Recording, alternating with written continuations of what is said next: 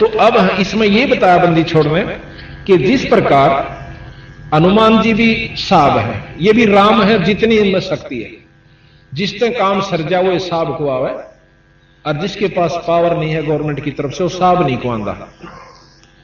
उसको आम व्यक्ति चाहे वो कितना भी सेठ कह देंगे भाई और के में कह लेंगे, परंतु उसने साब नहीं कह सकते।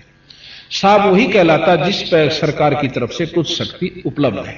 इसी प्रकार जिसने जितनी भक्ति कर, वेद व्यास को भी भगवान का लिखा है, वेद भगवान व्यास भगवान, वेद व्यास भगवान लिखा, वो एक ऋषि हुए। ये बिल्कुल ठीक है, जितनी जिस ऋषि में जितनी शक्ति है उतना भगवान है। अब इन सब के परमात्मा यानी तीन पूर्ण, इनसे बड़े जो साब से तीन भगवान से ब्रह्मा विष्णु और महेश, ये तीन लोक के परमात्मा है। देखो आज तक आपने सुना भी होगा, एक आज विशेष जानकारी आपको ज्ञान होगी अगर धैर्य से सुनोगे। ईष्टवादिता मत बढ़ना। कई हम ज्यादातर ये करते हैं कि ले भाई ये तो राम ने बेसरावस है, अब डीसी ने डीसी कहना बेसराना नहीं है। अगर डीसी ने कोई प्रधानमंत्री कहे तो वो हम तो मानना नहीं, उसने जिसने ज्ञान से वो नहीं मानेगा। और अनजान पर कितनी यहां बरवा लेगी, यू है तो प्रधानमंत्री से मेरे आ रहे, यू सारे काम करे से।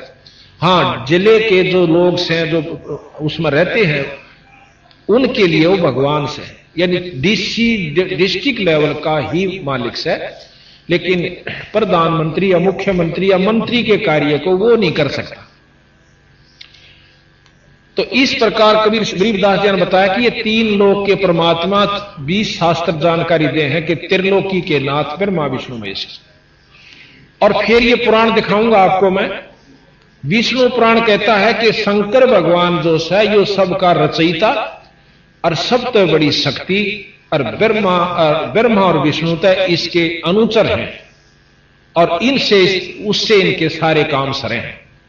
फिर आपको दिखाएंगे कि विष्णु भगवान से ब्रह्मा उसकी नाभि कमल से उत्पन्न हुआ, और ब्रह्मा उस कमल ने ढूंढता ढूंढता 36 युग लाग गए, उसने कमल की अंत नहीं पाई।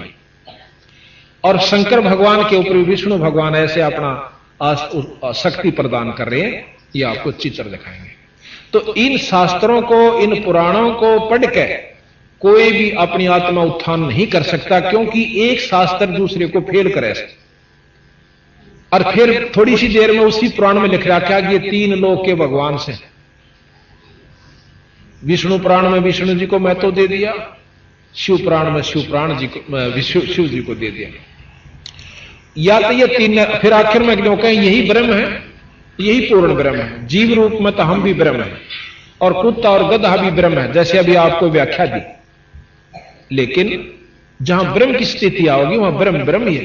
राजा भी व्यक्ति होता है, राजा व्यक्ति होता है, परंतु आम व्यक्ति राजा नहीं हो सकता। वो शक्ति, वो सुख सुविधा उसको नहीं होगी। तो इसी प्रकार गरीबदास जी और कबीर साहब ने हमें ये जानकारी देने की कोशिश की कि भाई ये बहुत बड़ा उलझेड़ा इन शास्त्रों ने कर दिया, उलझेड़ा नहीं था। अब डीसी ने आज हमें जानकारी होगी, क्योंकि हम पहले गुलाम थे अपना हिंदुस्तान, और अविद्या ज्यादा थी, भयभीत इतने कर रखे थे कि सरेआम बांध के घोड़ा पर घसीट ले जाया करते थे। थोड़ी सी सजा का ज्यादा सजा दिया करते, थोड़ी सी अवगुण अपराध की। तो हम इतने भयभीत थे। तो हम इन शास्त्र विजों ने, जिन्होंने अपने स्वार्थवश, कबीर साहब गरीबदास जी बताते हैं कि हमारे को भयभीत कर रखा। तेरा बाबू मर गया, उसके भाई मैं गांव मांगे से, और उस गांव में तो नहीं देगा ना तो थारे ऊपर कहर हो जाएगा, थारे पशु मर जाएंगे, थारा न्यू हो जाएगा। ये वो डरते मुश्किल थे। बहुत से आपने कथाएं सुनी होंगी कि एक भगत का छोरा हो गया, लड़का हुआ, हाँ ना, एक का पिताजी मर गया। पिताजी मर गया तो श्राद्ध आया। एक भक्त वहां पहुंचा जो मेरे जैसा पाखंडी था, जाकर कहने लगा पंडित जी कोई हमारे पिताजी की खैर खबर दो। ने बोला भाई तेरे पिताजी ने तो गऊ चाहिए से, और लागड़ हो, और वो तो बहुत तिसाया हो रहा से, और भाई नहीं दोगे ना तो देख थारा नष्ट हो जाओगे। अब ने बोला पंडित जी, यानी पंडित माने कोई जाति विशेष से नहीं कहा। अब थोड़ी थोड़ी बातों को हम विशेष ढंग से समझाने की कोशिश करेंगे, क्योंकि कईयां को फाण आ जैसे थोड़ी बात न सुनकर। पंडित किसे कहते हैं? विद्वान को पंडित कहा, ना कोई जाति विशेष। मेरे दादा गुरु छावड़े के जाट थे, और इनको गरीबदास जी एक संत मिला, ये पाड़ी थे और बहुत बुरी हालत थी, घर के आगे सताए हुए थे, मतलब इसकी कोई भाभी भूबी से परेशान थे ज्यादा। तो ये बहुत, तो वो संत मिल गए, उन्होंने समझा, ये वहां से उनके साथ ही बोलिए भैंस छोड़ गए और काशी में उन संतों ने पढ़ाया, 4 विषय के आचार्य हो गए। आज ये पंडित चिदानंद जी के नाम से जाने जाते हैं और गोपालपुर में इनका आश्रम बना हुआ, पंडित चिदानंद जी, अभी लिखा हुआ है इनके ऊपर पंडित चिदानंद जी। तो हम कोई जाति विशेष को नहीं कहा कि कबीर साहब ने और गरीबदास जी ने। अब जैसे वैद, कई आपने देखा होगा, फलाना राम वैद, दकड़ा राम वैद, और वो जान दे को ना पेट के दर्द की दवाई, और वो फिर भी वैद लिखे। अब कोई वैद्यों की बुराई करे, बुराई का तात्पर्य उनकी उनके अवगुण बतावा कि यह हमने दवाई ठीक नहीं दी, तुम लूटते हो लोगों को। और वो वैद काली माने जो केवल लिख रहा है मैं वैद हूं और दवाई जानता नहीं, तो वो काली माने है ना, नाराज होता है, तो उसकी कमजोरी से उसने बेरा कुछ नहीं, वो सिर्फ वैद नाम से चिढ़ता है कि वैद को क्यों बिसराया इसने। तो पंडित जो है वो विद्वान को कहा, चाहे किसी जाति का भी। हमारे गुरुजी हैं दूसरे नंबर पे, इनके साथ में उरले वाले, ये ब्राह्मण थे जाति से, पंडित थे, जब फीत ला रखी ना वैसे फीत ला दे, वो पंडित थे, पर इन्हें कदे पंडित नहीं कहा अपने आप को। ये संत रामदेवानंद जी कहलाए। ये इस छोटे पैतावास के थे जो दादरी के पास है, हम इनके घर भी जाकर आए, लेकिन ये पंडित नहीं कहा, ये संत थे। इन्होंने वो नहीं काम किया जो संतों वाला, ना ये विद्वान थे, केवल संत थे। तो इनको कभी पंडित ने अपने आप को नहीं कहवाया और एक संत कहलाए। इसी प्रकार एक खानपुर में ये आया हुआ है, यहां पर खानपुर के भी, वहां एक रिटायर है उस गुरुकुल से, उनका नाम मुझे याद नहीं रहा, धर्म भानु जी, उनको पंडित जी के नाम से जाना जाता रहे, जाट, मतलब वैसे सामाजिकली जाट है, अब उनको पंडित जी कहते हैं। तो इस चीज के महसूस मत करना कि कोई पंडितों के विश्वास करो, जो गुमराह या स्मारक दर्शक जो हुए, उनको विद्वान जो हुए हैं उनके बारे में जानकारी दी। तो कहते हैं वो गऊ घर क्या ने गऊ दे दी भाई, ले जाओ पंडित जी, हमारे पिताजी दुखी ना होने चाहिए। अब इसी के उपलक्ष्य में गरीबदास महाराज ने एक प्रमाण दिया। एक गरीबदास जी महाराज का एक शिष्य उसी गांव का छुडानी का था। वो लड़का जवान था, शादी हो रही थी, उसके 2-4 दिन वो सत्संग में नहीं आया लगातार। तो महाराज जी ने बुलाया, भी की बात है, उस छोरे लाओ बुला। अच्छा भगत था, अच्छी लगन लगी थी उसकी, वो कदे फिर होके पिनिया दौरा बैठ गया और फिर बुला लिया। वो बुला भी, महाराज जी याद करें थे तेने। वो गया, भाई गुरु जी ने कैसे याद किया? अखा महाराज जी कैसे याद किया महाराज? भाई मैं तो गरीबदास जी कहने लगे, मैं नो पूछूं था भाई, कई दिन लाग गए, दर्शन ना दिए, गांव के गांव में भी फिटन ना है, मेरे यार जी नहीं लगता। महाराज जी ने कहे थे किसी तरह ये बेचारे आना कंटिन्यूस आना जाना बना रहते, इनकी जो है, इनकी जो दुर्गति है वह ना फिर दोबारा पनप जावे, क्योंकि सत्संग हमारे अंतःकरण को साफ करता है। जितनी बार भी हम इसको सुनेंगे उतनी नई चेतना हमारे अंदर और हौसला बढ़ता है। अक जी ऐसे है कि मेरे पिताजी का श्राद्ध था कल, अच्छा जो कल गया उसको मेरे पिताजी का श्राद्ध था। के क्या करो भाई श्राद्ध में, के पंडित जी आवेगा, आता है और अपना भोजन बनाओगा और पहले आप भोग लगाओगा, फिर परिवार को बांटा जाएगा। बोला भाई ठीक, बहुत अच्छी बात भाई। और ने बोला महाराज जी मैं कल भी नहीं आऊंगा। क्यों भाई? कि कल मेरी मां का श्राद्ध है। बोला अच्छा, पर एक काम करिए भाई कि मैं हमने भी खवा दे, खीर ख्यार बना दे होगे? अखा जी खीर बनावांगे, थोड़ी सी मेरे खातिर भी ले आइए। अख ले आऊंगा महाराज जी, या कौन सी बात है, जरूर ले आऊंगा। नो करिए 2 आंख की ले आइए। अच्छा 2 आंख ले आऊंगा। जब पंडित जी ने अगले दिन सारा काम कर लिया, भोजन भी पा लिया, सबको खिला भी दिया, अपने मंत्र उच्चारण सारे कर लिए, और फिर ये कहा कि तेरे पिताजी भी 1 साल के लिए तृप्त हो चुके हैं, अब उनको भूख नहीं लगेगी, प्यास नहीं लगेगी, क्योंकि मैंने भोजन पा लिया। तो ठीक से वो 2 व्यक्तियां की रोटी खीर लेके और बंदी छोड़ के पास आ गया। वो छोरा ने बोला महाराज जी रोटी ले आया, आजा भाई खेत में चालांगे। उन्हें सोचे कोई काम कर रहे होंगे मजदूर, उन्हें रोटी देने खातिर जानते होंगे, उन्हीं के खेत में चला गया। चले ले गए बंदी छोड़। और वहां एक जोड़ी ही बनी हुई थी चारों तरफ, जैसे झाड़ बोझ खड़े हो जाते हैं एक तालाब लेट लाट के अंदर। उस जोड़ी से 1 किला की दूरी पर महाराज बैठ जाते हैं और वहां से आवाज देते हैं उसके पिता तथा माता का नाम लेकर कि भाई फलाने और फलानी आप रोटी खा लो, थारा लड़का भोजन लेकर आया। और वो छोरा ने सोचा मेरे माँ बाबू का नाम ले अड़े कितना आगे हुआ। पंडित जी तो कहता स्वर्ग में जा रहे हैं उधर। तो इतने में एक गीदड़ और एक गीदड़ी भागती हुई आवे, आंधे बंदी छोड़ के पान चाटन लागी। उन्होंने उनका ऊपर हाथ फेरा। हाथ फेर के बोला भाई थारा लड़का रोटी लिया से भोजन पा लो। थारा कनागत था आज, एक का काल था एक का आज था। ये वो दोनों ने रोटी नो इसी खा ली। जो अगर कुत्ता भूखा हो ना देखा हो वहां रोटी गिर दे ऊपर ते गलत लिया कर दो मुंह वाले इतने ढंग से सैड देसी खा गए। और फिर भी नो देखें दानू और मिल जाते और भी खा ला। तो बंदी छोड़ गरीबदास जी कहने लागे रे भले मानस नो कह था तेरे पंडित जी ने खाए पाछे तेरे पिताजी तृप्त हो गए 1 साल के लिए। यू तेरा बाबू या तेरी मां मान चाहे मत मान। नो बोला जी भी कसर रहेगी, ये भी गुंजाइश रहेगी ना मानने की।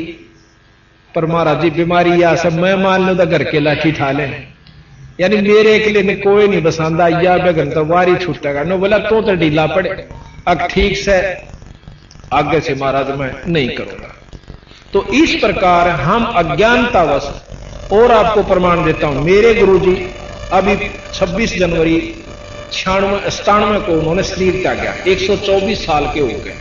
उससे पहले ये मेरे ख्याल में दिसंबर की बात से नवंबर में अपने घर 45 चले गए। वह कह रहे थे कि ये लगभग 100 साल के बाद आए हैं अपने घर ने।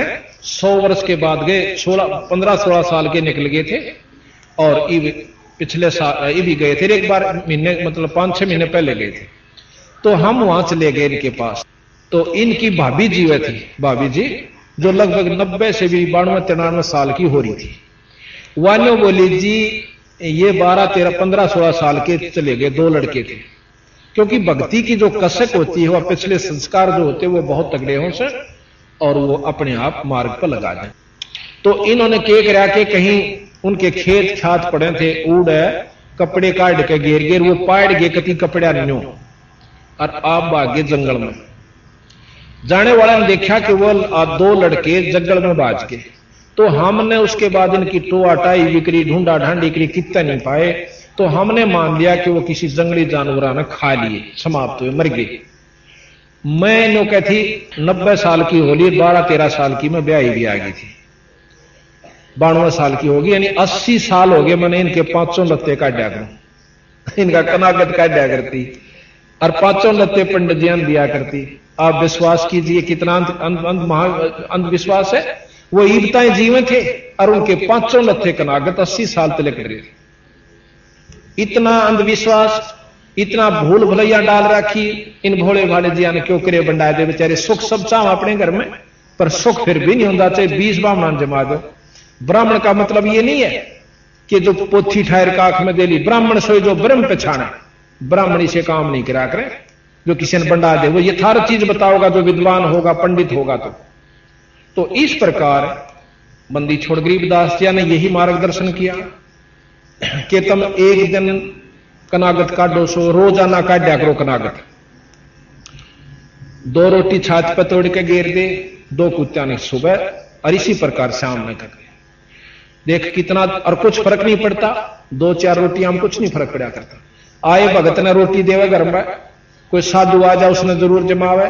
साल भर में एक सत्संग समागम जरूर करवावे, चाहे कभी भूखा मरता हो वो भी तो करवाना पड़ जाए। बालक बीमार हो जाए 4000 रुपये लाग जाए, टप दे ही दे जा। और जहां धर्म का काम आवे नो काम, तब देखो ना ब्योत को ना। और जब ब्योत हो जा पटदेसी, लड़ाई हो जा, मुकदमा हो जा, जब वकील ने भी दिया 2000 रुपये और फिर घी बंदी रवा नारी क्यों करके होगा वो अलग से, पर धर्म की का ब्योत नहीं रंदा। तो ये ब्योत बनाकर संतां के समागम में आने से, सत्संग को सुनने से आत्मा उत्तिष्ठ होती है, इसमें प्रबल होती है और ज्ञान होता है कि इस बिना काम नहीं चल। चाहे अरबपति होकर चले जाओ, चाहे करोड़पति हो जाओ, कुत्ते और गधे की चुनी तो अरबपति नहीं बच सकते। वो बचेंगे अगर कोई झूठड़ी वाला भी है, ईश्वर का नाम लेता है, गुरु की किसी नाम ले रहा क्या है, 2 पैसे धर्म पर लगाता है, तो वो सब राजाओं का राजा सिद्ध होगा आखिर में। महाराज कहते हैं गरीब सब रावण पति राव है, जिसका रोम रोम धन हो और सांस खाली नहीं नाम बनावे छत्रपति है सो। पर वो है राजाओं का राजा, जिसके 24 घंटे भगवान का भजन और सुमन रहता है। गरीब कबीर साहब भी कहते हैं कबीर सब जग निर्धना और धनवंता ना को धनवंता सो जानियो, जिस पर राम नाम धन हो। राम नाम धन नहीं, ये सब कंगाल है, ये 2 दिन के चोचले से। तो इस प्रकार तो यहां हम आपको बताने जा रहे थे कि इंद्र कुबेर ईश की पदवी और ब्रह्मा वरुण धर्मराया और विष्णु लोक के विष्णुनाथ के पुर को पहुंचा तो फिर अपूठा आया। यानी विष्णु का जो स्वर्ग है, विष्णु भगवान का सबसे श्रेष्ठ स्वर्ग है, और उसमें बहुत ही अच्छे साधक वैष्णु साधु जाते हैं। अब वैष्णु साधु क्या करते हैं, क्या प्रक्रिया उन्होंने अपना रखी है, क्या उनकी साधनाएं हैं, वो भी आप देख लेना। वो सारे चाहे कितना भी गीता घोट रहे हो और चाहे संस्कृत में याद कर रहे हो, अगर नाम गुरु ते ले रखा है तो विष्णु लोक प्राप्त हो जाएगा, और वो भी कुछ समय के लिए, जितनी साधना कर रखी है, उसके बाद फिर उल्टा ही आना होगा और लख 84 भी भोगनी होगी। क्योंकि गीता जी का श्रेष्ठतम ज्ञान है, जैसे कर्म जीव करेगा उसे भोगने पड़ेंगे, जैसे करेगा। यहां बिल्कुल न्याय होता है। कहते हैं तुमने गरीबदास जी महाराज कहते हैं तुमने उस दरगाह का मैल ना देखा और धर्म राय के तिल तिल का लेखा। यहां तो तिल तिल का हिसाब है। तो जब हम अच्छे भी भोगने पड़ेंगे और बुरे भी, अच्छों के लिए स्वर्ग है और बुरों के लिए नरक है। आप देखिए, आप सारा दिन में कितने बुरे काम करते हो, आपने ज्ञान नहीं, पर हम गिनवाएंगे आप कितने बुरे करते हो दिन में। कहे जो नो कहे मैं कति बुरा नहीं करता, उनके लिए गरीबदास जी ने बताया कि इतने बुरे करता है कि तेरे पर गिठड़ी भी नहीं ठाई जाएगी जब अंत समय में जा गाड़ी दे, इतने बुरे करता है दिन में। कहे तो वो बुरे भोगने पड़ेंगे वहां पर, और अच्छे स्वर्ग में। अच्छे करने के लिए हमने एक विशेष साधन बनाना पड़ता है, धन भी लाना पड़े, समय भी काटना पड़ता है, जब कितना अच्छा बन पावे। जैसे आम के पेड़ को तैयार करने के लिए हमने विशेष व्यवस्था बनानी पड़ती है, गेहूं की फसल को तैयार करने के लिए धन भी लाना पड़े, पानी भी देना पड़े, उसके लिए समय भी लगाना पड़े, शारीरिक मेहनत भी करनी पड़ती है, जब गर्मी सर्दी भी सहन करनी पड़ती है। अच्छी पो के महीने में बूंद पड़ती हो एकादी, और पानी का वार आ जावे तो हम पानी दे के आवांगे, चाहे नमूनिया हो 300 वे, पर वो काम छोड़ा नहीं जा, क्योंकि उसके बिना भूखे मर जा। तो जब जाके कितना गेहूं तैयार हो और फसल घर न आवा, जब कितनी मेहनत, और जो घास फूस झाड़ी जंखाड़ जो कांटेदार यानी दुखदाई वो आप हो जाए, पाया तलक आंदे रहेंगे, फिर भी फूटते रहेंगे। तो बुरी कर्मता आप होया करे, और शुभ कर्म के लिए जी तोड़ मेहनत करनी पड़ेगी, जब कितना बन पाओगा। और बाढ़ देखें सारे स्वर्ग और सुख की, और कितने हम साधना अच्छी कर रहे हैं, दिन में का हिसाब ला लीजिए। तो गरीबदास जी महाराज ने कहा कि इंद्र कुबेर वरुण धर्मराया ये पदवियां हैं, जो भी जिसने जैसी साधना कर ली, किसी को इंद्र बना दिया जाता है, किसी को कुबेर जो धन का देवता है, वरुण जल का देवता है, भाई इसी प्रकार जंगल के देवता है, और इंद्र लोक का मालिक है, जो कि इंजीनियर है, जैसे चीफ इंजीनियर नहर का हो। तो इस प्रकार ये अलग अलग इनके बांट रखे हैं। इंद्र जो है ऐश्वर्यवान सत परमात्मा, यानी छक्का ठाठ करे मेरी उर्वशी वहां पर, और खूब मौज से, पर सह कितने दिन ये भी लिख रखा। और फिर वो इंद्र का के बनेगा, गधा बनेगा स्मृत लोक में आकर के, ये भी प्रमाण दे रखा। तो बंदी छोड़ महाराज कहते हैं सुख झूठे सुख को सुख कह मानत है मनमोद, ये सकल चबेना काल का कुछ मुंह में कुछ बोल। इंद्र ये देवता 33 करोड़ देवता 88,000 ऋषि भी काल के मुंह में है, उनको समय आने पर सबको भक्षण किया जाएगा। तो इस प्रकार ज्ञान दिया सतगुरु महाराज ने कि दोजक बहिष्ठ सभी ते देखे, दोजक नरक और बहिष्ठ स्वर्ग। अब ये उर्दू में बोल गए महाराज जी, इन्होंने सब भाषाओं को समावेश दिया है कि जिस भी इलाके में जिस भी स्टेट में ये ग्रंथ साहब पढ़ा जाएगा उस अक्षेत्र के जो भगत हैं वो अपनी भाषा में जब्बा पकड़ लेंगे। वही बात अपनी जाटू भाषा में भी लिख रखी है और संस्कृत में भी लिख रखी है। 4 वेद 6 शास्त्र 6 ये संस्कृत का शब्द है।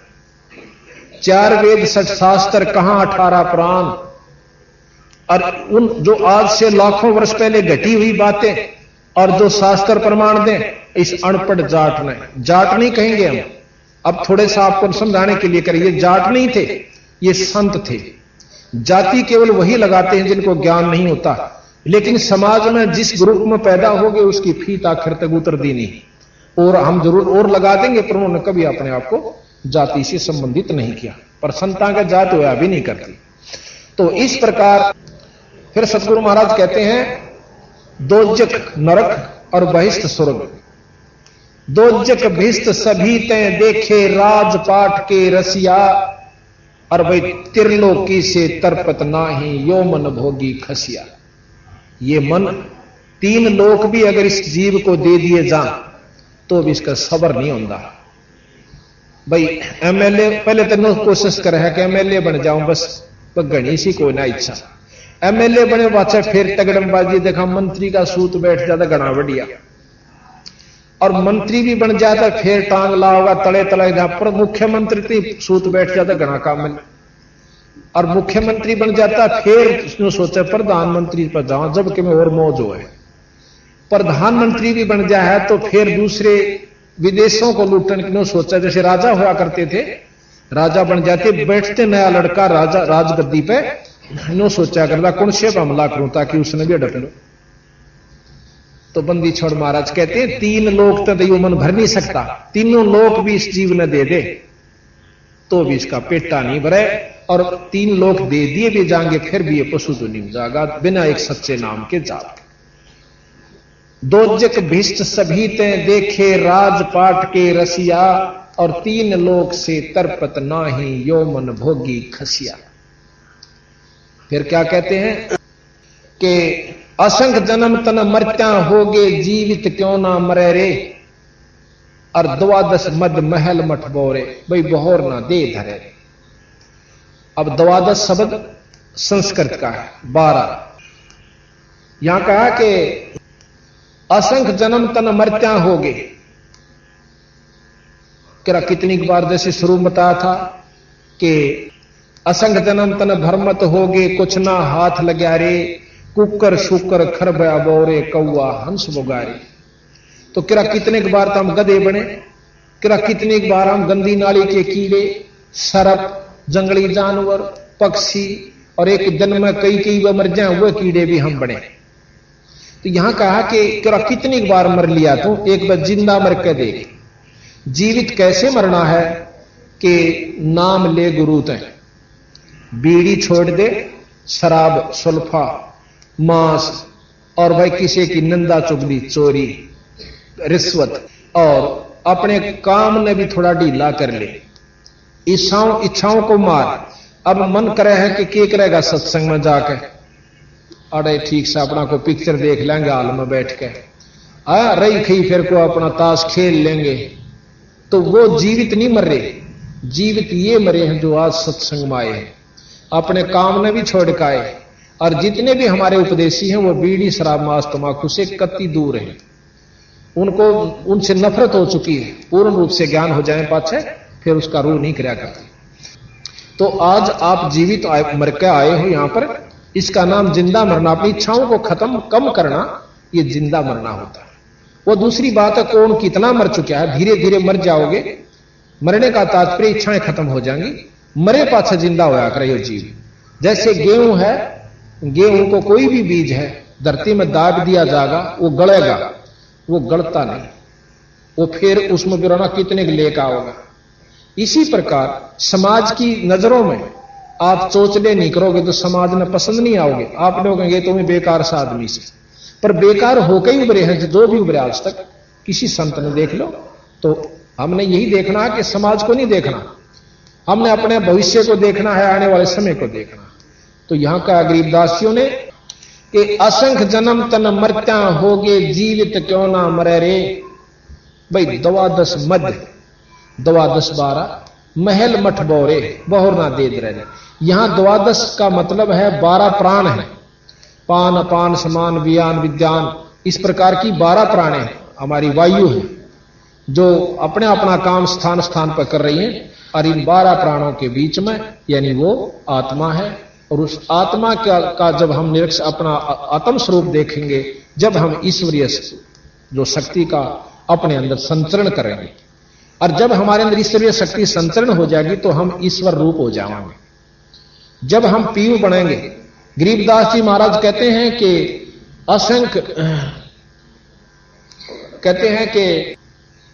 असंख्य कोट ब्रह्मा हुए और असंख्य हुए ईश, वह वाणी अच्छी तरह याद नहीं मेरा, और साहेब तेरी बंदगी से जीव हो जा जगदीश।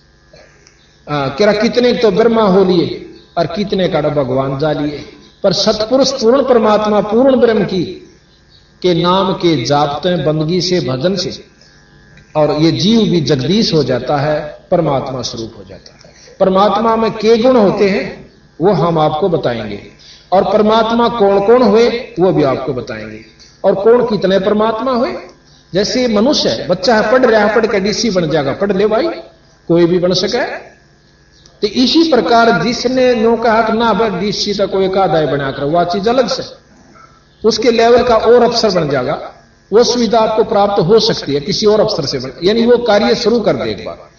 तो इसी प्रकार अंत कोट ब्रह्मा होए अंत कोट होए ईश, और साहेब तेरी बंदगी से जीव हो जा जगदीश। तो हमने जीव से जगदीश बनना है, जीव से पीव बनना है। अगर जीव से पीवे नहीं बने तो वह कुछ भी कर ले वाला। जो नियम मान कर चल रहा है कि जीव अनादि है, परमात्मा और प्रकृति अनादि है, फिर वो शास्त्र झूठे हो जाते हैं। दोनों कहे हैं कि जल तत्व को पृथ्वी तत्व को जल तत्व ग्रासेगा, यानी ये खत्म होंगे पर बीज रूप में फिर रह जाएंगे। और जब बीज भी खत्म होगा, जब हम सतलोक में चले जाएंगे, एक नाम का जाप बताए विशेष और विधि से पूरे गुरु से लेकर के, और फिर हम उस सतलोक में पहुंच जाएंगे जहां पर ये हमारे ऊपर प्रकृतियां नहीं रहती, ना प्रकृति की रहती और ना काम क्रोध मोह लोभ अहंकार की होती। तो यहां बताया कि द्वादश मध्य महल मठ बोरे जो बहुर ना दे धरेरे, दोबारा हम इस लोक में नहीं आओगे। इस लोक में जब भी कोई भी आया, कृष्ण भगवान आए 3 लोक के मालिक, कितना दुख पाए। एक दिन भी जो सुख का सांस कृष्ण लीला देख लो, रामचंद्र जी की रामायण पढ़ लो, जब एक दिन भी सुख का सांस वह लेकर गए होते इस मृत लोक में थे।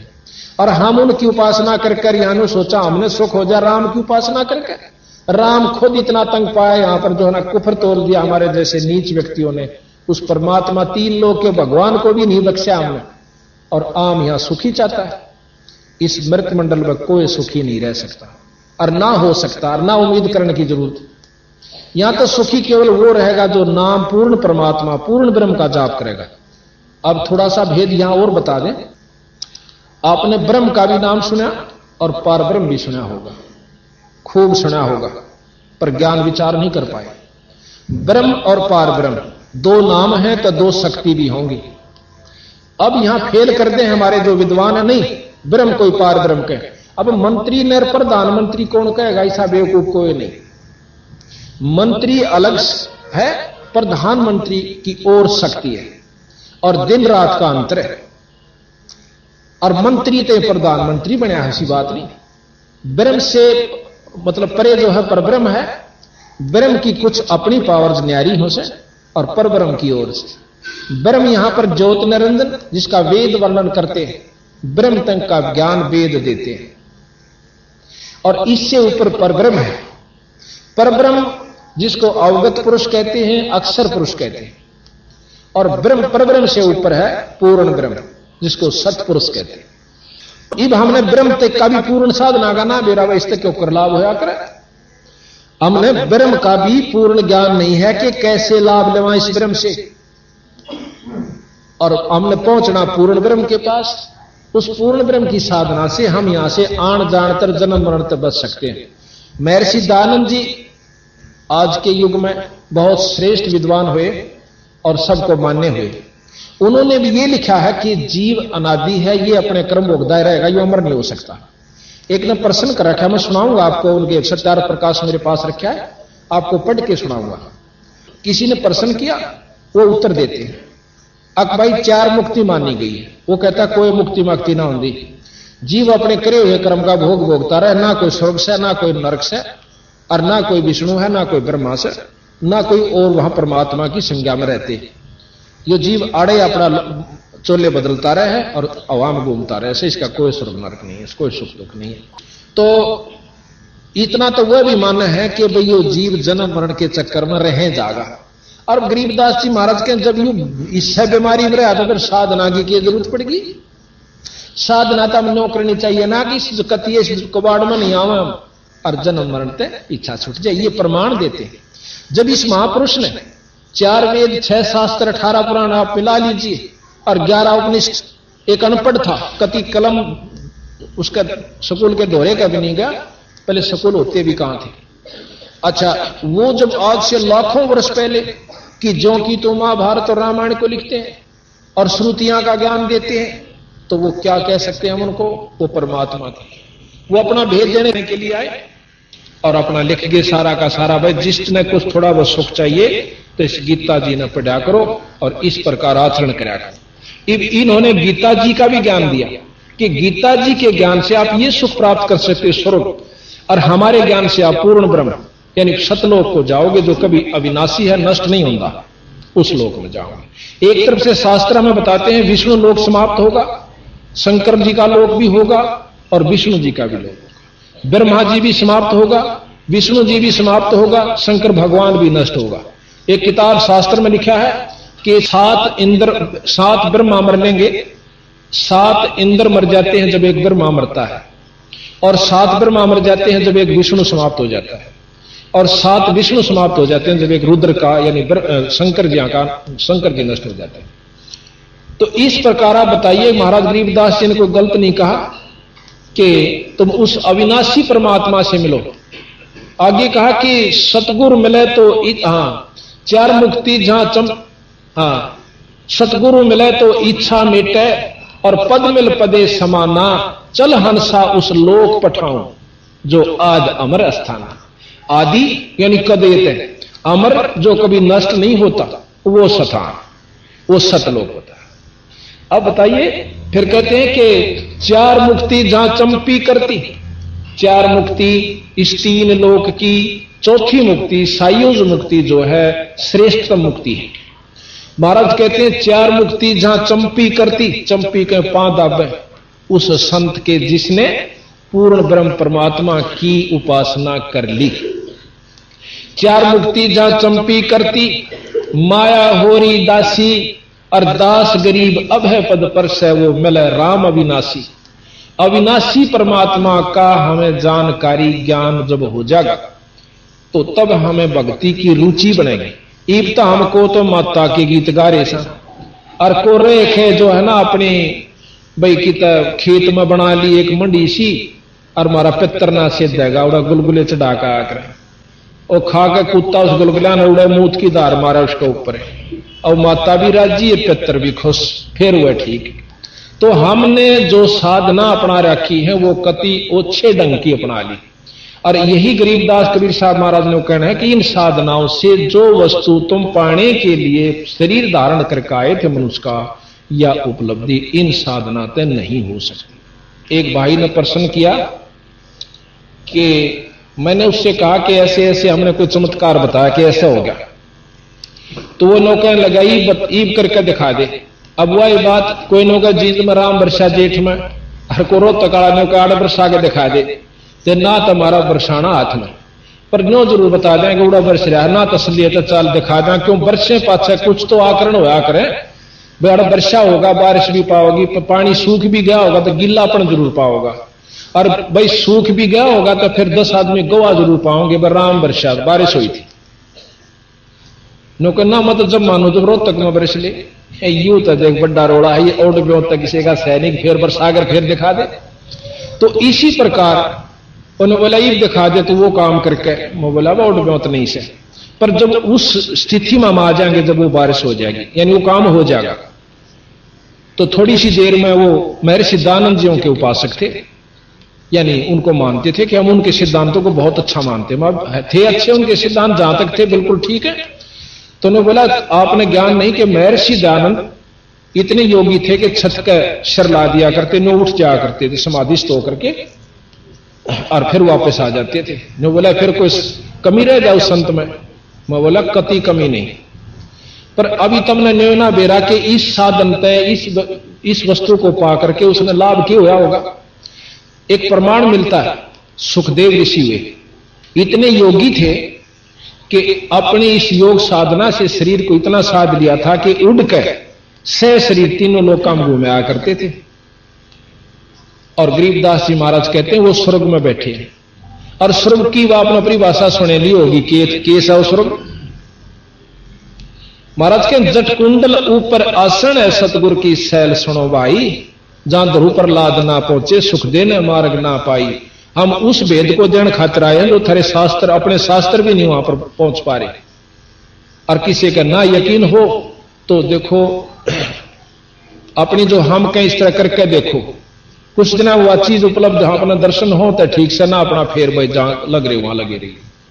ऐसा सतगुरु महाराज ने बताया, हमने करके देखा तो वह वस्तु हमें उपलब्ध हुई और फिर हमने आगे अपनी जो बताने की और भक्तात्माओं को बताई, उनको जो उपलब्धि हुई आज उसका परिणाम आपके सामने है। बहुत कुछ इस बात को मानने को तैयार हो गए। तो यहां कहते हैं कि चार मुक्ति जहां चंपी करती माया होरी दासी, दास गरीब भय पद पर वो मिले राम अविनाशी।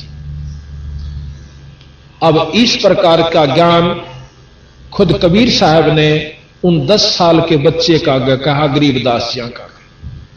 अब गरीबदास जी बहुत उत्सुकता से सुन रहे और बच्चे का लगन बहुत होया करे, और वो तो खुद परमात्मा स्वरूप थे, अंतःकरण बहुत उनका साफ था। तो कहने लगे महाराज जी इसका समाधान तो बताओ फिर भाई के बने? जो बोला मैं नाम दूं और तो नाम ले, और जब बात बने महाराज जी फिर तो नाम दे दो। वो हाँ फिर कहा ना कि इस गऊ का दूध पीवाएंगे। नो बोला इस गऊ का दूध काट लिया उन्होंने। कैसे कि कबीर साहब ने उस बिना ब्याई हुई बच्ची के ऊपर हाथ धर दिया, उसमें तो अपने आप दूध निकलना शुरू हो गया। और बरोला ले जाया करते, बरोला का हरियाणा में जो शीत स्यात लस्सी वस्सी ले जाते हैं, छोटा मटका उसे वो धोधा रखा था, लासी लूसी पी कर रोटी राटी खा के खाने के बाद वो नीचे रख लिया। जब वो बरोला यानी वो पात्र छोटा सा भर गया तो अपने आप दूध बंद हो गया। कबीर साहब ने, गरीबदास जी कहने लगे कबीर साहब को, लो महाराज जी दूध पी लो। महाराज जी कबीर साहब ने दूध पिया, कुछ बच गया। जो वहां बड़े बड़े पाड़ी थे, सियाणे पाड़ी जो 30-30 40-40 साल के, उनको कबीर साहब कहने लगे, ले भाई बच्चों तुम भी पी लो, पाड़ियो ग्वालो दूध पी लो। इन्हों बोला इस पाप के दूध नाम कौन पीवे? महाराज जी ने बोले रे पाप का नाश है, ये तो अमृत दूध से, और देख बिना नए दूध हुई बाछड़ी में तुम पुण्य लिख रहे हैं। बोला ना ना ना हम नहीं पीवा। वो तो चले गए दूर गाना का प्रियर। गरीबदास जी ने बोले मन ने दो महाराज। जब वो दूध दोनों ने पी लिया, फिर ये नाम दिया, और नाम देकर ने बोले तो साधना करिए बेटा इसकी डट के, जो मैं बता चला हूं। नाम का जाप करिए तेरी अपने आप, और मेरी कृपा से तू वहां पहुंच सका। जो चीज तुमने ना दिखी वो दिखाऊंगा। तो ये महाराज इन विचारों को कर ही रहे थे, करते करते आंखें खुली, और इनकी जो आत्मा है कबीर साहब लेकर के इस स्वरूप को और सब लोगों को दिखाया। विष्णु लोक दिखाया, शंकर लोक दिखाया, इस ब्रह्मांड में शंकर लोक दिखाया, माता का लोक दिखाया, अष्टंगी का, शेरावाली का, और उसके बाद ब्रह्म का स्थिति बताई। जो निराकार कहते हैं जिस परमात्मा ब्रह्म को, वो आकार में दिखाया, आकार में दिखाया। निराकार तो उसके लिए जिसने ना देखा, उसकी शक्ति काम कर रही है। ज्योत निरंजन उसका नाम है, और निरंजन लोक में रहता है, आकार रूप में रहता है। और वहां दिखा करके फिर उसको सतलोक में ले गए, ब्रह्म पार करके पार ब्रह्म का पार किया, और फिर अपने लोक में ले गए। तो गरीबदास महाराज को ये सारी चीज दिखाते दिखाते 2-3 घंटे उनकी समाधि लग जाती। समाधि किस तरह लगती है? हम समाधि मानते हैं आंख मीच के और कई कई घंटे अभ्यास करें बैठ कर, नो 3-3 घंटे 4-4 घंटे, और एक भाई ने कहा हम 8 घंटे हो गए रोज अभ्यास करूं हूं, और तले तो सोनो जासू यहां तक, बस इतनी उपलब्धि होती है। ये साधन, ये हठ योग है। हठ योग आज के युग में ना तो कामयाब हो सकता, और ना ये पहले भी नहीं हुआ, और आज तक जीवन है थोड़ा सा जीव का, और ना इतनी फुर्सत के हम 8 घंटे बैठ सके। गरीबदास जी जमींदार थे, हड़बाया करते, और बांधे बांधे वो काम किया। न बोले न तुम करा करो भाई, हमने समाधि लाने की जरूरत नहीं, आप पे लगेगी नाम के प्रभाव तक। समाधि क्या होती है? जब अंदर भक्ति संतरित हो जाती है, कमाई हो जाती है भजन की, नाम की, साधना की, तो अपने आप यह स्वर्ग उस लोक को चालनी शुरू हो जाएगी जिसका वो उपासक है। नाम एक विशेष काम करता है। नाम जो है, नाम उस लोक में ले जाएगा जिस लोक की आप उपासना कर रहे हो। आपका गुरु जिस इष्ट का उपासक होगा उसी लोक में आप चले जाओगे, और उसमें जो सुख या दुख होगा वो आपको प्राप्त होगा। तो कबीर गरीबदास जी महाराज आंख खोले हुए न्यों बैठे, लेकिन वो शरीर में नहीं थे।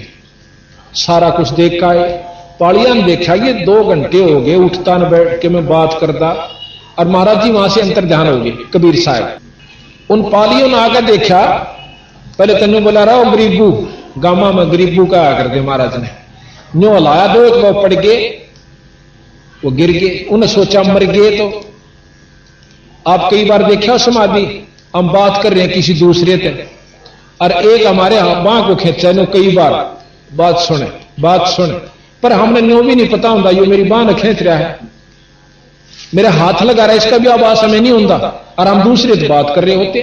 तो उस समय हम इतना ध्यान प्रागाढ़ हो चुका है उस बातों के अंदर कि हमने शरीर भाव नहीं है कि मेरे को हाथ भी ला रहा है।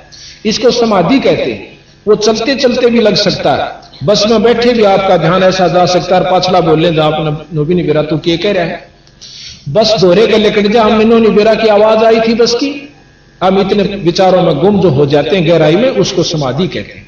वो कितनी लगती है वो अलग चीज। तो इस प्रकार गरीबदास महाराज अपने सारे लोग देख रहे थे, और गांव में बाजे आए वो पाली, गांव में ने बोले जी ये छोरा मर गया, भाणजा मर गया, कोई देवता कह कोई भाणजा कह। गरीबदास जी छुड़ानी के भाणजे थे। गांव में तो रोना पिटना होगा, सरूर भाई एक का छोरा रोए मर गया, अरिशे बड़े चौधरी का जिसका 2,500 बीघे जमीन, तो रोआ पीटी शुरू हुई। अर्थी बनाई, अर्थी बनाकर लेकर चाल पड़े, शमशान घाट पर धर दिया महाराज के शव को। और शमशान घाट पर धरते ही महाराज के बंधन जो ऊपर का रस्सी बांधा करे ना, वो आप टूट टाट के और एकदम दूर जा पड़े। महाराज बैठे हो जाते हैं गरीबदास जी, 10 साल के बच्चे, और जब बैठे होते हैं देखे तुम काम, तो उसी समय उन्होंने ये वाणी बोलनी शुरू कर दी।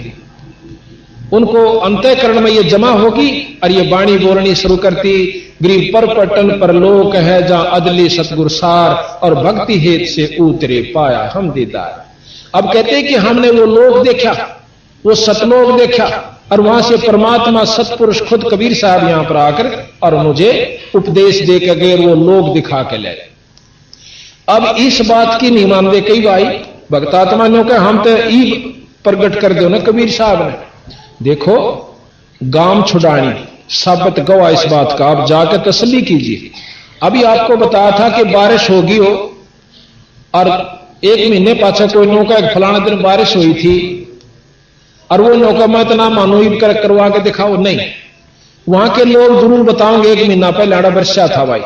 और जब 20 आदमी कहें तो वह सच्ची माननी पड़ेगी, चाहे वहां वर्षा हुआ दिखता भी नहीं, बारिश हुई नहीं दिखती हमने, तो वह माननी पड़ेगी, वह झूठ नहीं बोल रहे। साबत गांव में के शौक से झूठ बोलने का, और फिर ये प्रमाण देते अपनी वाणी में वो परमात्मा जिन्होंने 250 वर्ष पहले यूं लिख दिया था इस वाणी में कि इन राज्यों की रीत कहूं मैं तो से हंसा, और घर घर लोहा बर्तन धन और ना देखण में कंसा।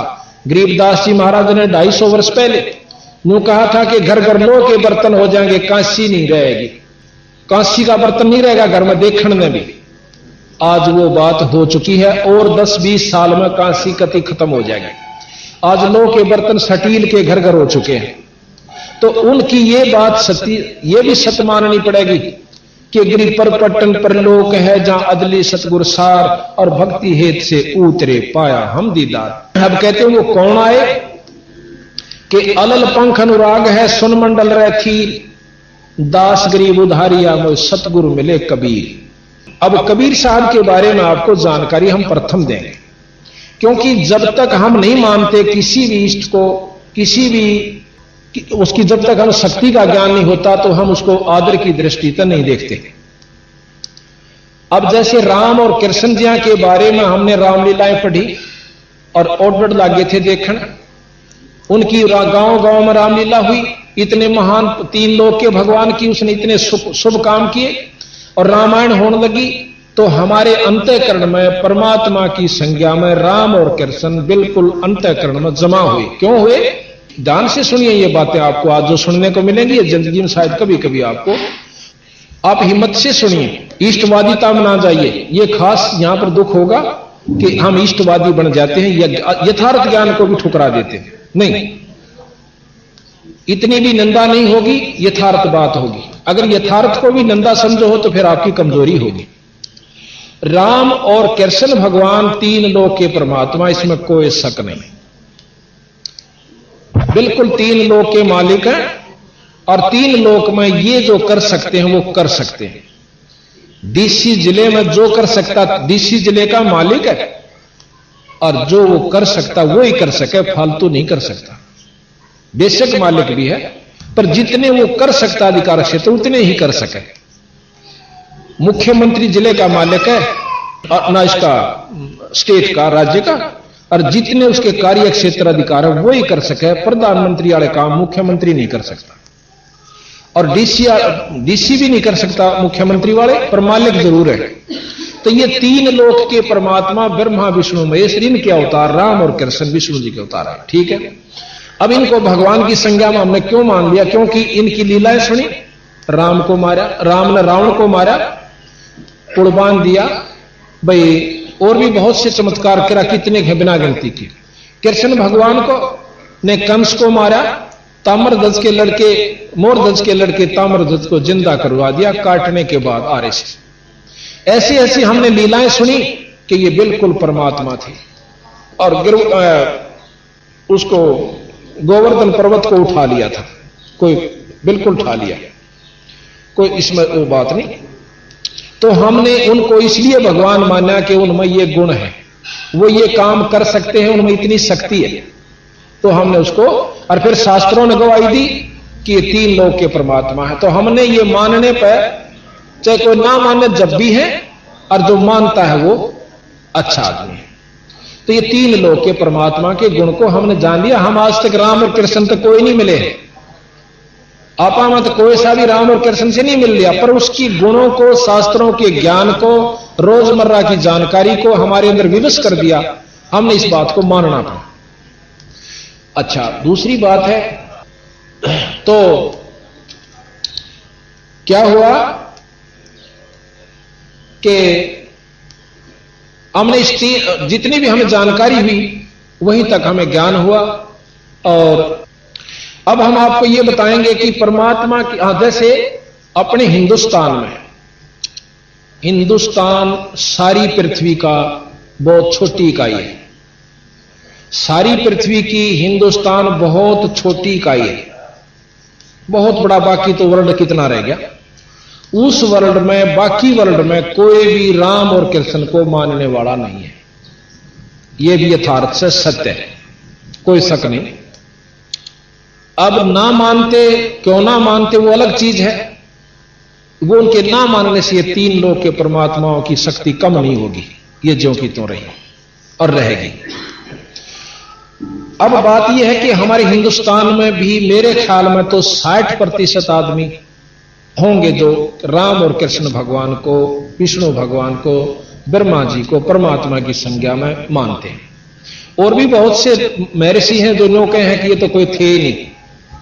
अभी आपको महर्षि दानव जी का आपको 4 प्रकार सुनाऊंगा। वो लोग कहे ये तो कुछ भी नहीं थे, ये तो एक जीव थे, राजा थे, और इनमें कोई शक्ति नहीं थी। नो तो राजा किसी ने मार दे, कूट दे, वो आप पर ठाडा होकर बोला अपनी महिमा करवा लिया कर। ऐसा भी हम नहीं कहेंगे, ऐसा कबीर साहब ने नहीं कहा। उन्होंने इस 3 लोक के भगवान ज्यों के तो मान्य रहे। अब हम आपको अपने भगवान के बारे में बताएंगे।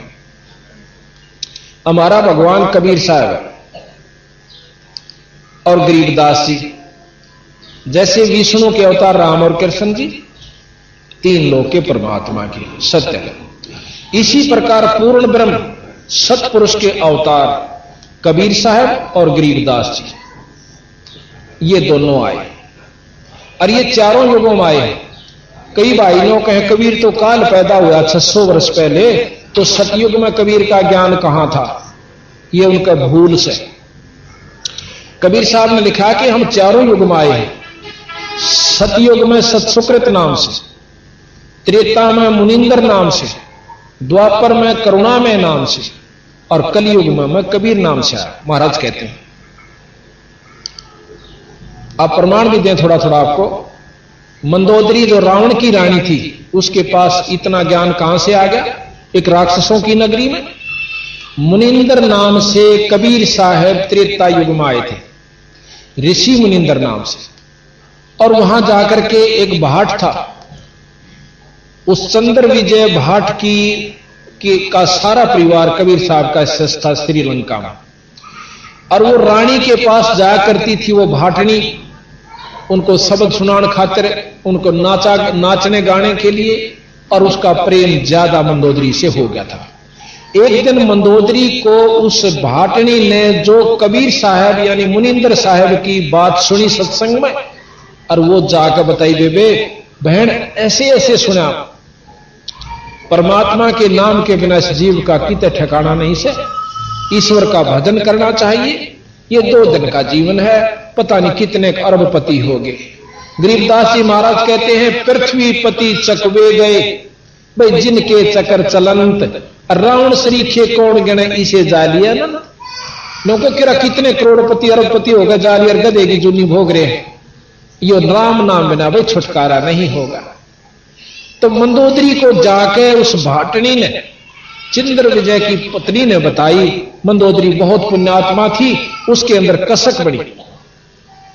उसने पूछा, बेबे यू तेरे ताई किसने बताई यह बात? ने बोली, मारे गुरुजी आया करे। गुरुजी आया करे कहां आए? इब कहां वजह मन में लाई तक मैं बता दूंगी। मन तो न्यो ना जिक्र करा भी राजा की रानी है, कदे मारी बातां दौरा छोटे व्यक्तियों दौरा ना आवे। बेबे देख यहां तो मैं बुला नहीं सकती गुरुजिया ने, पर मैं आ जाएंगी लोग छुपमा अपना कार्ड कैसे ने बोली, बे तू आ जाइए। जब महाराज कबीर साहब मुनिंदर साहब दोबारा वहां पहुंचे तो उस चंद्र विजय की भाटनी ने जाकर मंदोदरी रानी से बता दिया, गुरु जी आ रहे वे आजा तू अपनी बात कर। अब वह मंदोदरी इतनी लायक थी, इतना उसमें ज्ञान था, उसी समय छोड़कर अपने महल ने और लेके एक बांदी ने साथ और महाराज के पास पहुंच जाती है। जाकर लंबी दंडोत करती है मंदोदरी। तो उन्होंने क्या किया, कहने लगे, फिर उसको समझाया, बेटी ये 2 दिन का जीवन है और ये रावण दोष है, ये बहुत उल्टा रास्ता पकड़ चुका है। एक बात विचार कीजिए, रावण जितना तप और कुर्बानी शायद कोई कर सके, शंकर भगवान का तप और अपनी नाड़ काट कर उसको चढ़ा देना कोई बालका का खेल नहीं है। पर उसमें कमजोरी क्या रही? ज्ञान की कमी रही। वैसे विद्वान मानते हैं, संत इसको ज्ञान नहीं मानते, जो खोटा कर्म कर दे।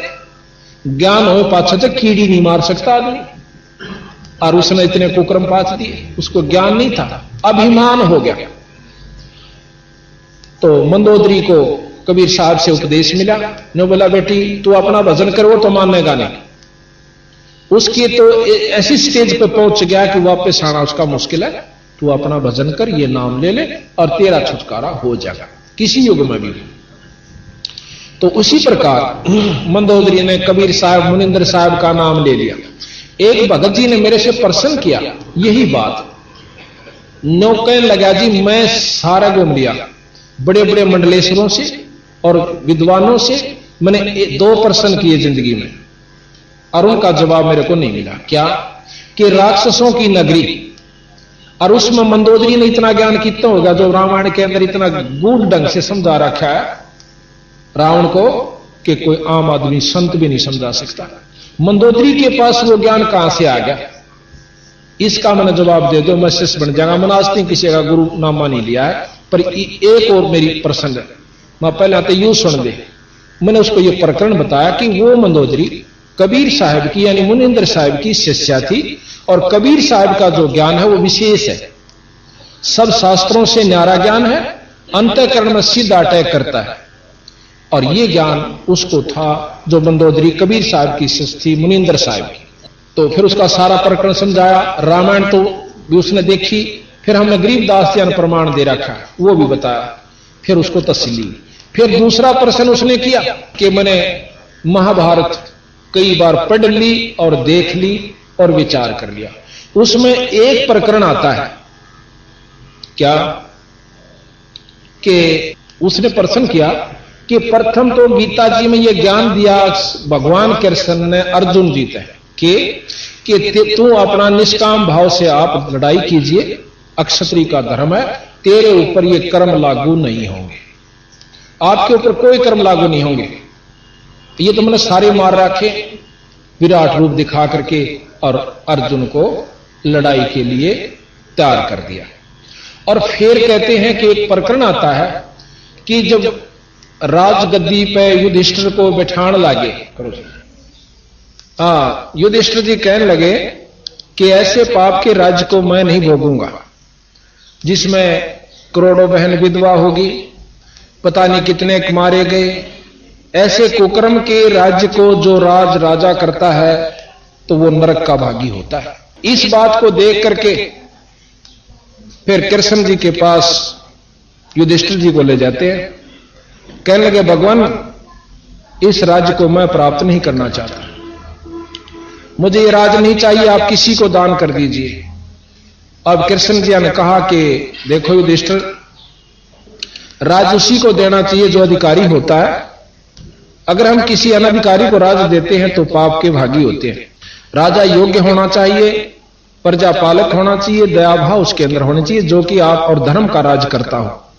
ये सब आपके अंदर विद्यमान है। बहुत सी चर्चाएं उसको करके फिर भी वो नहीं मानता है।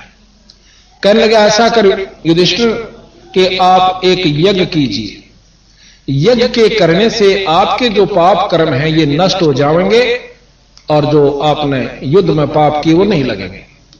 युधिष्ठिर जी मान जाते हैं कि यज्ञ की गई, राजगद्दी पर विराजमान हो जाते हैं। कुछ दिनों के बाद, कुछ वर्षों के बाद युधिष्ठिर को बहुत बुरे सपने आने शुरू हो जाते हैं। रात्रि में देखता है कि किसी की नाड़ कटी हुई है और कोई हाहाकार करता हुआ भाग रहा है, कि कोई भाग रहा है, उसके पीछे से तीर मार दिया, वो तीर भागता जा रहा है, रोता जा रहा है और पड़ जाता है और मर जाता है। किसी के छाती में बाणों से भर दिया जाता है, हाहाकार कर रहा है, कोई औरतें रो रही हैं कि मैं विधवा होगी, कोई चूड़ी फोड़ रही है उसकी छाती के ऊपर। इस दृश्य को देख करके युधिष्ठिर पागलों की तरह रात में बहुत बुरी तरह चिल्लाकर उठ जाता है। आसपास उसके भाई बहन जो भी होते थे वो देखते हैं, आपको क्या हो गया, नौकर भी परेशान हो जाते हैं। तो वो कहने लगा मुझे ऐसे ऐसे बहुत बुरे भयानक दृश्य स्वप्न में दिखाई देते हैं। इस बात के लिए वो फिर भगवान कृष्ण जी के पास जाते हैं कि भगवान मैं बहुत परेशान हो गया, ये क्या कारण है कि मुझे ऐसे स्वप्न दिखाई दे रहे। तो भगवान कृष्ण जी ने कहा कि आपने जो युद्ध किया था महाभारत, वो जो पाप कर्म आपको सेध रहे हैं, दुख कर रहे दे रहे हैं। अब ये लफ्ज दोबारा सुना उसने। युधिष्ठिर तो बहुत शील स्वभाव के थे, कुछ नहीं बोले, पर अर्जुन जी के कान खड़े हुए। गरीबदास जी प्रमाण देते हैं, कबीर साहब ने प्रमाण दे रखा, पर अर्जुन नो नहीं बोला कि भाई युधिष्ठिर के मन में यह जावेगी कि मेरे सुख होने में यू भाई राजी नहीं टांगड़ावा, भाई मन चैन आ जा, रात ने यू युग नहीं करने देंदा नहीं। उसी समय अर्जुन ये कहने वाले थे कि भगवान आप कह रहे थे कि आपके ऊपर कोई पाप कर्म लागू नहीं होंगे, पर नहीं बोले। अश्वमेघ यज्ञ की तैयारी हुई। उस अश्वमेघ यज्ञ के अंदर कहते हैं बहुत जीव आकर जी में, जिसमें महर्षि बहुत बड़े विद्वान 12 करोड़ पंडित विद्वान, एक से एक विद्वान। अब जाति को विद्वान पंडित नहीं कहा सतगुरु महाराज ने, गरीबदास जी ने, अर्ना जाति विद्वान पंडित होती।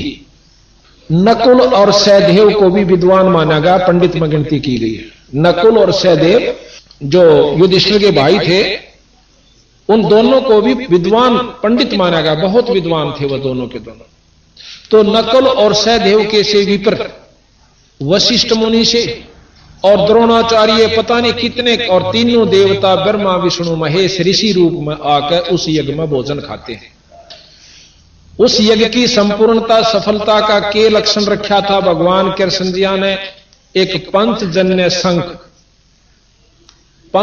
शंख जिसके 5 मुंह थे, पंचायन भी कह सकते, और एक ऐसे सुसज्जित स्टेज के ऊपर अलग रख दिया कि जो भी यहां पर पूर्ण भक्ति शक्ति वाला संत या इष्ट इसमें भोजन खा जाएगा, इसमें प्रसाद पा जाएगा, यो शंख आप पर बाज जाएगा, उसके ये लक्षण थे।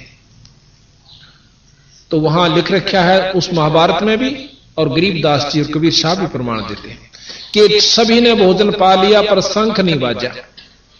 अब युधिष्ठिर परेशान हो जाता है, कहने लगे भगवान कृष्ण, और भगवान कृष्ण जी ने भी भोजन खा लिया, शंख नहीं बाजा। अब वो कहने लगा महाराज क्या त्रुटि रही हमारे से कि शंख नहीं बाजा? आपकी कोई त्रुटि नहीं, आपकी कोई त्रुटि नहीं रही। इस यज्ञ के अंदर कोई पूर्ण शक्ति संतरित संत नहीं है। अब युधिष्ठिर ने होता कि एक वह जी आप भी तो खा रहे हो। फिर ने बोला महाराज ये इतने बड़े बड़े विद्वान महामंडलेश्वर, और जिसमें 9 नाथ 84 सिद्ध ये सब बैठे हुए, और 33 करोड़ देवता 88,000 ऋषि, क्या महाराज इनमें कोई पूर्ण संत नहीं है? अकन ये तो मान बढ़ाई के भूखे हैं, इनमें कोई पूर्ण शक्ति संतरित संत नहीं है। ने बोला जी क्या बात? कृष्ण भगवान ने अपना हाथ ऐसे किया और उनकी जो अगले जन्म में जो उन्होंने अगला जन्म पाना था वही रूप बनकर खड़े हो गए। कोई मुर्गा बना हुआ है, कोई सर्प का रूप धारण कर रहा है, कोई केंचुआ, कोई शेर, कोई भैंस, कोई गऊ, कोई बैल। अब भयभीत हो जाता है युधिष्ठिर कि महाराज फिर हमारी यज्ञ कैसे संपूर्ण होगी? होगी। एक संत है इधर, छोटी जाति में है, उसका सुदर्शन नाम है, नीची जाति वाले को सुपच कहते हैं। वाल्मीकि यानी भंगी के घर में जन्म है, और वो संत आवे तो बात बन सके।